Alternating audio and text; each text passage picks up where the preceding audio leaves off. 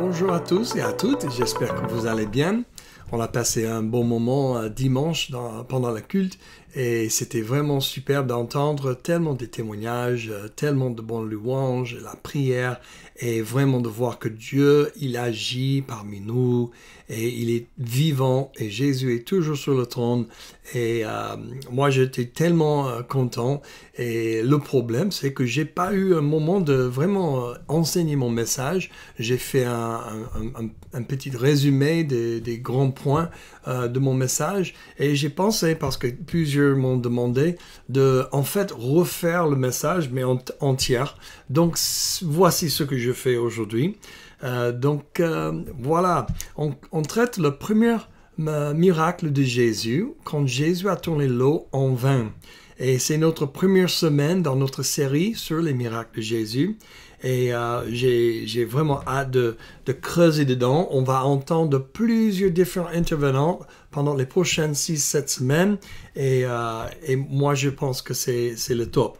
À propos des miracles, dans le Nouveau Testament, il y en a 23 miracles de guérison, 9 miracles qui montrent le pouvoir sur la nature et 3 résurrections de la mort. Tout cela sert Jésus. J'ai dit Nouveau Testament, mais je parle de Jésus là à propos de ces miracles.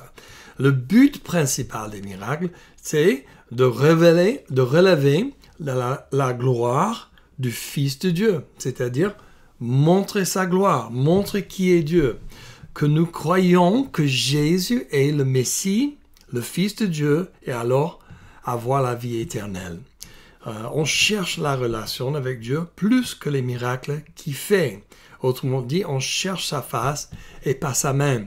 Donc c'est très important à savoir, parce que souvent dans le corps de Christ, on a du mal à commencer à chercher les faits que Dieu fait plutôt que la personne qu'il est. Et Dieu voulait plus que toute autre chose d'avoir une relation avec nous. Donc les signes, les prodiges, les miracles, les merveilles, les prophéties, tout cela, c'est un super bon outil pour nous ramener en relation avec Dieu. Un but secondaire des miracles, c'est de bénir le peuple. C'est pas le but premièrement, mais c'est le deuxième but, un but secondaire comme on dit. Donc on va juste lire le passage du jour vite fait. En Jean 2, 1 à 11, il dit « Or, le 3e jour, il y eut des noces à Cana en Galilée. La mère de Jésus était là. Jésus fut aussi invité aux noces avec ses disciples. Comme le vin venait à manquer, la mère de Jésus lui dit « Ils n'ont plus de vin. » Jésus lui répondit « Que me veux-tu, femme? Mon heure n'est pas encore venue. » C'est drôle, non? Jésus est en train de parler avec sa mère en utilisant le mot « femme ». Parfois, j'utilise ce mot aussi avec ma femme, mais normalement, c'est quand je suis pas trop content, peut-être, ou un peu frustré. Bon, je pense que Jésus était un peu neutre, mais peut-être un peu frustré aussi dans ce sens. Il a dit « Mon heure n'est pas encore venue ». C'est-à-dire que Jésus n'était pas prêt à révéler qui il était. Donc sa mère dit au serviteur « Faites tout ce qu'il vous dira ». C'est-à-dire qu'elle a accepté que même s'il a dit ça, il allait faire quelque chose. Ça, c'est bien. Même, on voit cette même histoire du juge et la femme désespérée et persévérante. Elle persiste de frapper sur la porte du juge encore et encore et encore jusqu'à le juge dit « Ok, je vais te rendre justice ». Et en fin de compte, souvent, c'est pas que Dieu est comme le juge dans le sens que on va lui embêter, on va juste embêter Dieu jusqu'à qu'il me donne ce que je veux, parce que je pense pas que ça marche comme ça. Mais en même temps, il y a une persistance que Dieu toujours récompense. Ok, on continue avec l'histoire. Or, il y avait là 6 jarres de pierre destinées aux purifications des Juifs et contenant chacune une centaine de litres. Jésus leur dit, remplissez d'eau ces jarres, et ils les remplirent jusqu'au bord. Puisez maintenant, leur dit-il, et apportez-en à l'organisateur du repas. Et ils lui en apportèrent. L'organisateur du repas goûta l'eau changée en vin, ne sachant pas d'où venait ce vin, tandis que les serviteurs qui avaient puisé l'eau le savaient bien. Il appela le marié et lui dit « Tout homme sert d'abord le bon vin, puis le moins bon après qu'on s'est enivré. Mais toi, tu as gardé le bon vin jusqu'à présent. » Quelle histoire! Il y a beaucoup de petites nuances dedans et j'aimerais bien avoir le temps pour tout creuser, mais on va creuser dans quelques pensées aujourd'hui. Mais avant qu'on commence le message vraiment, on va lire un autre passage qui nous donne le contexte pour ce miracle-là. Et c'est beaucoup plus tard dans le livre, l'évangile de Jean en 20-31. Tel fut à Cana, en Galilée, le premier des signes miraculeux que fit Jésus. Donc là, c'est pour ça on sait que c'est le premier signe, comme Jean le dit. Il manifesta sa gloire et ses disciples crurent en lui. Jésus a accompli encore en présence de ses disciples beaucoup d'autres signes qui ne sont pas décrits dans ce livre. Mais ceux-ci ont été décrits afin que vous croyiez que Jésus est le Messie, le Fils de Dieu, et qu'en croyant, vous ayez la vie en son nom, ou la vie éternelle. C'est-à-dire la même chose que j'ai dit. Le but des miracles, c'est de révéler la gloire de Jésus, la gloire de Dieu, en voyant que Jésus est Fils de Dieu, il est le Messie attendu, et quand on croit en lui, on aura la vie éternelle. Donc, le but des miracles. Voilà. Donc, on va traiter le premier signe maintenant. Le premier signe, en Jean 2, 1 à 11, qu'on a déjà lu. Ici, on trouve le premier miracle de Jésus. Une fête du mariage, normalement, durait 7 jours. De ne pas avoir suffisant de vin sera la honte dans une culture d'hospitalité. Vous savez bien que dans le Moyen-Est, et surtout dans cette époque-là, quand vous accueillez quelqu'un chez vous, vous êtes aussi obligé, par l'honneur, de le protéger de toute autre sorte de n'importe quoi. La protection et la provision est inclus dans l'hospitalité. C'est-à-dire, si une personne, un brigand arrive à la porte, il essaie de massacrer tout le monde, c'est votre responsabilité de protéger vos invités de tout c'est n'importe quoi. Vous voyez beaucoup d'exemples dans l'Ancien Testament, en Genèse, quand les gens de la ville de Sodome et Gomorrha, ils commencent à frapper sur la porte, ils veulent violer quelqu'un. Qu'est-ce qui se passe? La personne protège, ils disent non, vous quittez, vous pouvez même avoir ma fille, mais vous ne pouvez pas toucher mon invité. Oh là là! C'est autre niveau, on va pas creuser dans cela, mais juste pour vous dire que dans l'hospitalité de l'époque et dans le Moyen-Est dans ce moment, et toujours aujourd'hui à un certain niveau, on est obligé en fait pas juste accueillir les gens et pourvoir la nourriture et une bonne ambiance, mais aussi pourvoir la protection. Et c'est ça qui est vraiment intéressant, parce que il faut protéger cette ambiance, cette culture qu'ils ont créée pour un mariage. Pendant 7 jours, ils sont obligés pour voir la nourriture et le vin. Et si vous ne savez pas combien de vin ils allaient boire, il faut que je vous dis que en moyenne, un mariage qui durait 7 jours va avoir une bonne centaine des invités et 30 jusqu'à 100 tous les jours qui restent. Donc, en moyenne, ils estiment que pendant 7 jours, ils allaient consommer à peu près de 650 bouteilles de vin. Bon, c'est la fête. Bien sûr, ils n'ont pas tous bu jusqu'à être ivres, mais ils ont parfois mélangé un peu de l'eau avec leur tien, juste pour manger, avoir une boisson avec. Mais bien sûr, il y a certaines qui ont peut-être trop bu. C'est normal. Dès que tu sortes l'alcool, il y a toujours quelques-uns qui vont juste plonger dedans. Donc ça, c'est un peu triste. Mais bon, juste à noter.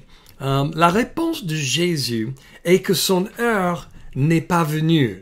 Quand ce miracle est présenté à Jésus par sa mère, une petite pression là, juste que ça soit sa mère, il répond que mon heure n'est pas venue.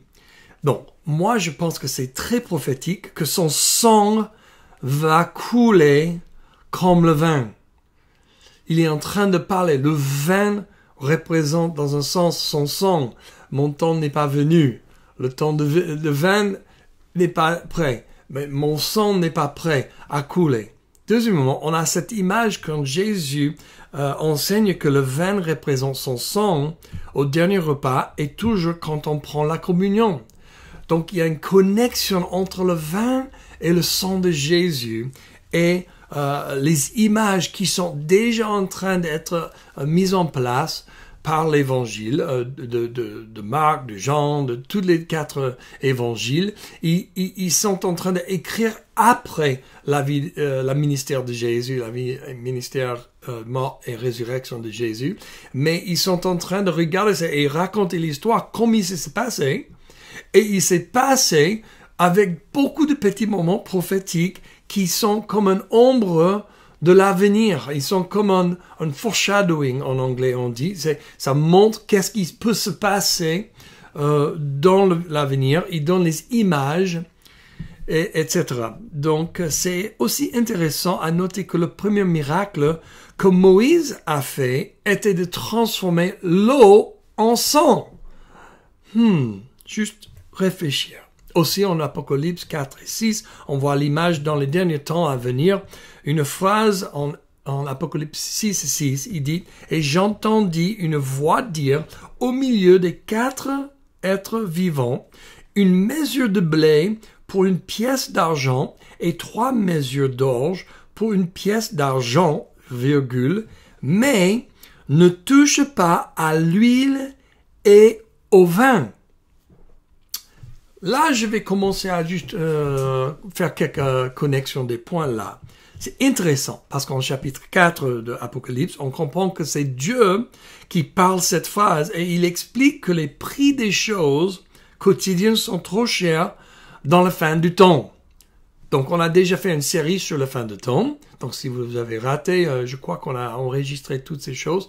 Vous pouvez regarder sur notre chaîne YouTube. Sinon, vous pouvez m'envoyer un message à matt.rash@everynation.org et là, on va vous donner le lien.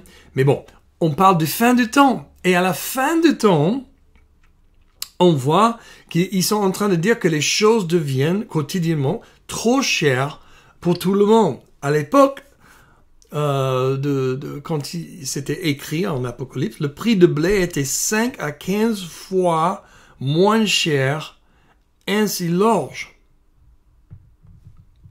Mais à ce prix-là, c'est le même prix que pour un jour de travail.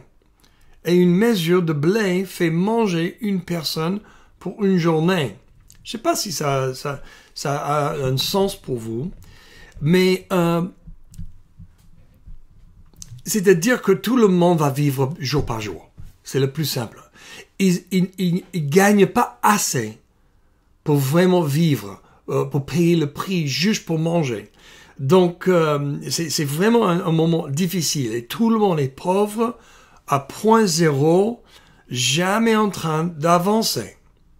Et la phrase « ne touche pas à l'huile et au vin » parle pas que des richesses, mais aussi des choses quotidiennes dans l'époque. Parce que le vin et l'huile, ça parle de les richesses parfois. Mais le vin et l'huile des olives ont pourvu de la nutrition importante aussi. Pendant la période de ce cheval noir, dans l'Apocalypse, il y aura un manque de blé et l'orge pour la personne moyenne. Mais les oliviers et les vignobles ne seront pas touchés. C'est-à-dire que les choses qui peuvent être replantées chaque année seront rares et peut-être détruites. Mais les choses qui prennent des années pour croître et produire, comme les oliviers et les vignobles, ne sont pas détruits. Ça, c'est la miséricorde de Dieu. Pourquoi est-ce que c'est important? Parce que l'huile représente l'onction de Dieu sur la vie de chacun. Et le vin représente le sang de Jésus qui couvre et lave nos péchés et nous guérit de toutes nos maladies et blessures. Alors, peu importe quelle période on se retrouve, l'onction de Dieu est toujours sur son peuple. Ainsi, le don de la vie éternelle et le pain pour ses enfants, la guérison pour nos corps. Alléluia. Toutes ces choses sont un peu mélangées. On voit les évidences dans l'Ancien Testament. On voit l'ombre, le prévenir des choses que Jésus va vivre. Jésus vive les choses dans sa mort et résurrection. Et maintenant, dans l'Apocalypse, on voit toujours ces thèmes de vin, de l'huile, etc. Bon, ça m'amène à un point que j'aimerais bien parler. C'est la générosité de Dieu. Parce qu'on voit la miséricorde de Dieu d'arrêter, de stopper, que personne touche l'huile et personne touche le vin. Mais on voit que aussi dans cette histoire, aussi que Dieu est prodigue. C'est un Dieu d'extravagance. Il ne pourvoit pas juste pour nos besoins, mais plus que. Dans ce miracle, Jésus a fait 5 différentes choses. Et j'aimerais bien juste souligner ces choses vite fait. Numéro 1, il affirme l'institution de mariage entre un homme et une femme. Numéro 2, il nous montre que Dieu est extravagant et riche dans ses bénédictions. Jésus n'a pas juste fait le miracle, mais il l'a fait dans une manière qui a bouleversé l'organisateur du repas. Combien parmi nous, on veut pas juste que Dieu fasse un miracle, mais on veut que ça bouleverse nos voisins, nos collègues, et nos familles, nos membres de famille. On veut que ça bouleverse tous les autres. Et ça, c'est dans la nature de Dieu. Il est prodigue, il est extravagant, c'est-à-dire prodigue, c'est-à-dire extravagant. C'est la nature de notre Dieu. Et le meilleur vin pour la fin. Complètement inattendu. Il a dit, moi je vais mettre la fin. Oh, je peux pas. Ok, troisièmement, une autre chose qu'on voit dans cette histoire. Jésus a couvert la honte de cette famille avec l'honneur.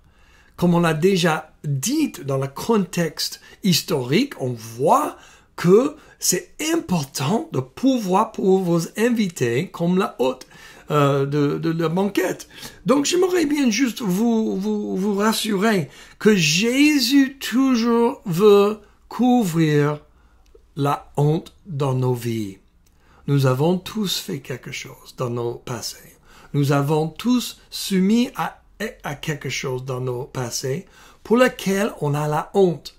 Mais le sang de Jésus couvre la honte. Comme il a couvert la honte pour cette famille, pour ne pas être embarrassé, de ne pas avoir plus de vin.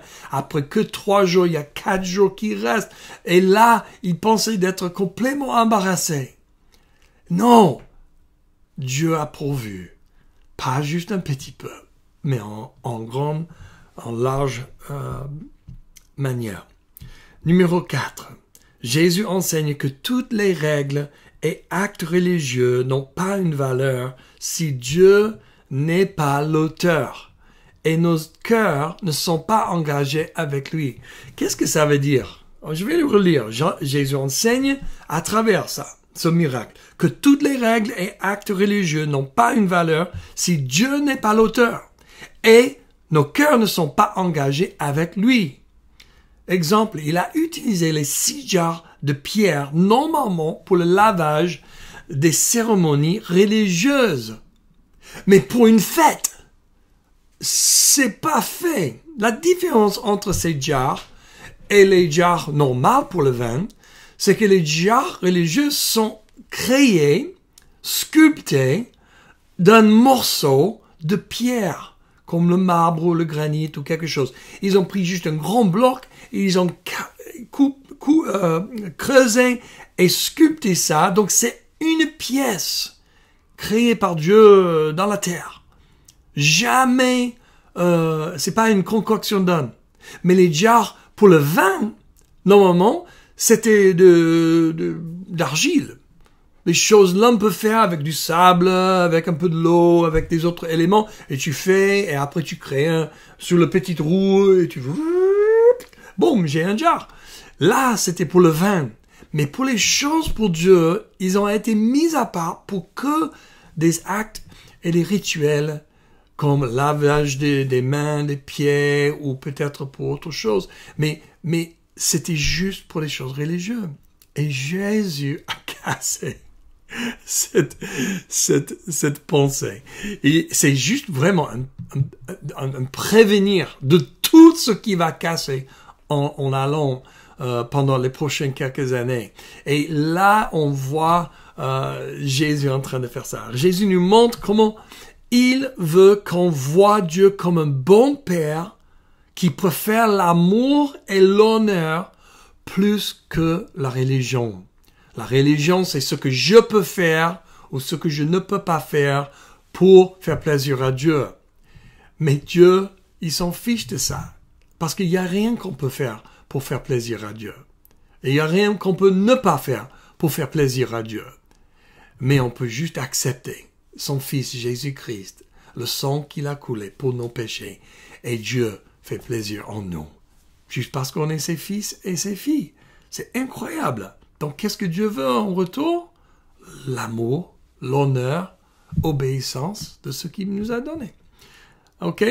Donc, ça sera normalement une offense pour les pharisiens et les sadduciens dans cette instance, mais une liberté pour la personne qui ne peut pas garder toutes les règles 100%.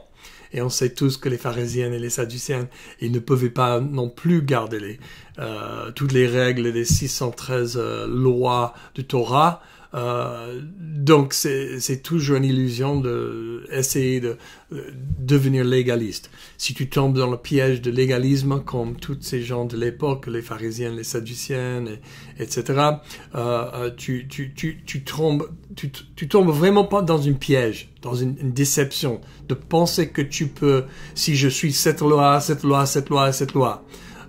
Cette semaine, il y avait un jeune homme qui est arrivé dans notre assemblée pour crier, parce qu'il a dit que Dieu crie dans les assemblées, et donc je vais crier dans votre assemblée. J'ai dit, non, on va pas faire ça.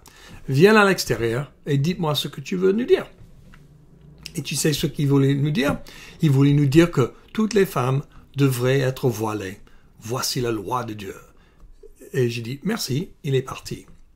Et moi, je sais, il vient d'une secte entre guillemets chrétienne qui pense qu'on doit respecter toutes les lois des 613 des commandements et règles et lois dans l'Ancien Testament. Non, désolé, Jésus nous a libérés de beaucoup de choses. Le voile, c'est plutôt quelque chose contextuel pour la culture. Donc si j'habiterais dans le Moyen-Est, dans certains pays du Moyen-Est, où toutes les femmes sont voilées, je vais attendre que ma femme se voile. Parce que c'est culturellement, c'est le respect culturel. Mais dans l'occidental, on n'a pas, je pense, beaucoup de cultures où ça c'est le norme. Donc, on a la liberté, soit on se voile, soit on se voile pas. Donc, c'est exactement ce que Paul a dit dans ce contexte de tout ce passage quand il a parlé des femmes voilées. Il est en train de parler de la contexte de Moyen-Est dans ce moment-là. Donc, il ne faut pas prendre des choses comme ça. Donc, c'est important d'avoir que ces jars religieuses, heureusement, il n'y avait pas des sadducéens ou les pharisiens là, sinon il y aura un grand dégât. Vous avez utilisé les jars pour ça. Mais Jésus nous a montré qu'il est en train de casser certaines mentalités. Il cherche pas la religion et toutes ses lois, mais il cherche nos cœurs. Amen. 5e point, Jésus nous montre globalement qu'il veut que son peuple soit béni dans les choses de ce monde. Oh, ça va complètement fracasser certaines théologies. Une théologie qui dit qu'on est obligé d'être pauvre si on suit Jésus. Ou surtout, on est obligé d'être pauvre parce que si on est dans le ministère, temps partiel ou temps plein, le seul signe que tu es vraiment un ministère de Dieu, c'est que tu es pauvre et tu es par terre, tu vives dans un sac avec des cendres Cendrillon, Cendrillon, on s'appelle Cendrillon. Oh, que Dieu soit glorifié comme ça. Non, non, non, désolé. On a déjà parlé de ça plusieurs fois. C'est une mauvaise pensée. C'est pas une théologie biblique. De l'autre côté, c'est aussi pas une théologie biblique de devenir très riche à la main des pauvres ou les autres personnes qui sont généreux à l'église. Soit un ministère du culte, je suis pas en train d'enrichir parce que les gens donnent l'argent à l'église, et aussi les gens, même juste un chrétien, n'est pas en train de s'enrichir par la bénévole des autres personnes. Et si on bosse, et si on suit les principes, et si on fait la bonne comptabilité, si on fait le bon planning, si on est généreux avec notre argent, c'est normal que Dieu nous bénisse. Et il va augmenter ce qu'on a.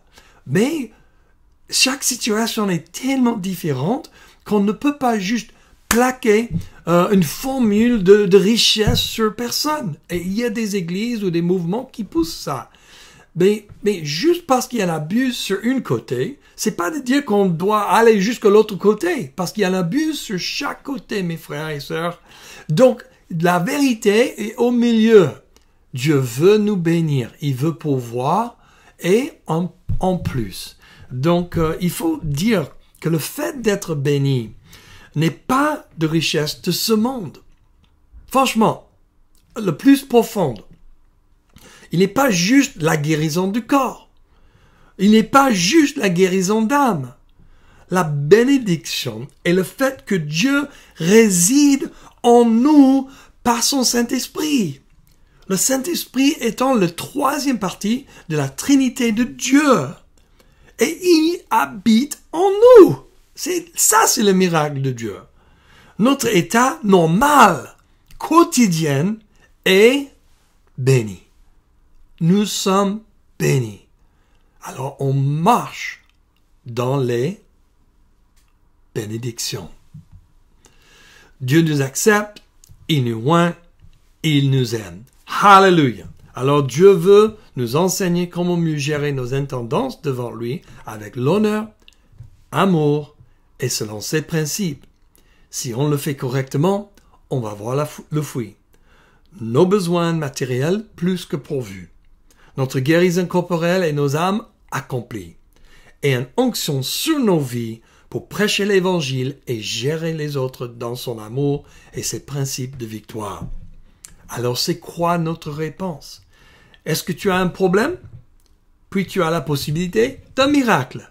Comme j'ai dit dimanche, pas de problème, tu vas pas voir des miracles. Donc cherche un problème. Cherchez un problème, cherchez un rêve, cherchez une image de l'avenir, quelque chose. Parce que sans un rêve, sans un but énorme, sans un défi ou une montagne impossible, on n'a pas l'opportunité pour un miracle. Et moi, je pense que tout le monde a besoin de savoir qu'ils ont un besoin d'un miracle. Peut-être tu n'es pas au courant. Dans ta famille, les relations, est-ce que tu as besoin d'un miracle? Est-ce qu'il y a un besoin pour un miracle dans tes finances? Est-ce que tu as besoin d'un miracle dans ta vie spirituelle avec Jésus, de changer tes habitudes? Un miracle de casser une addiction?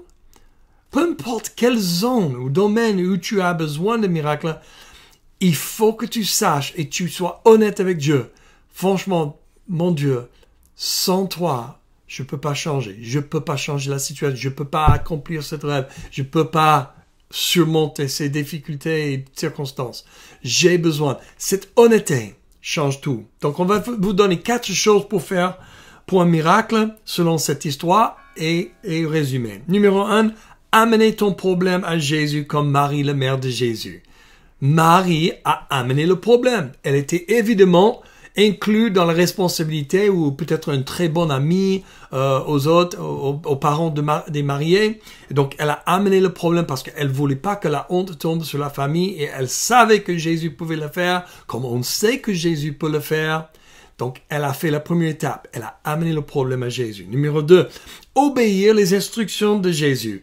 Elle a dit aux serviteurs, obéis, c'est ce qu'il te dit.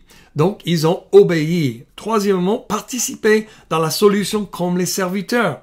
Ils n'ont pas argumenté, ils n'ont pas disputé, ils ont juste dit, on y va. Et un petit truc qu'ils ont fait, c'est qu'ils ont versé, ils ont obéi les instructions jusqu'au but et en plus. Ils ont mis l'eau, ils ont versé l'eau jusqu'à le bord des jarres. Ils n'ont pas arrêté un peu court, ils ont fait complètement rempli. C'est pas comme un restaurant ici, tu demandes un coca ou un verre de vin et ça vient comme ça au lieu de que le verre soit rempli. C'est l'abondance de Dieu, hein.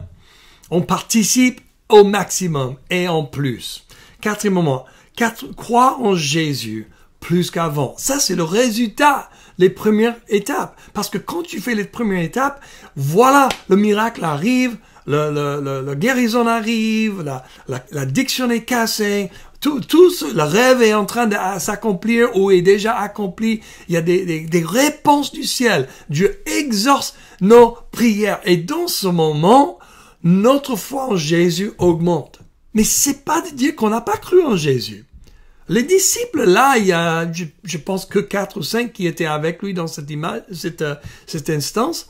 Mais là, ils ont déjà décidé de suivre Jésus. Ils ont déjà dit, on croit en toi. On croit en toi, on te suit. Et donc, ils sont venus au mariage. Mais ils ont cru en plus. Peut-être les problèmes que nous avons sont là pour nous servir, pour connaître le Seigneur plus profondément.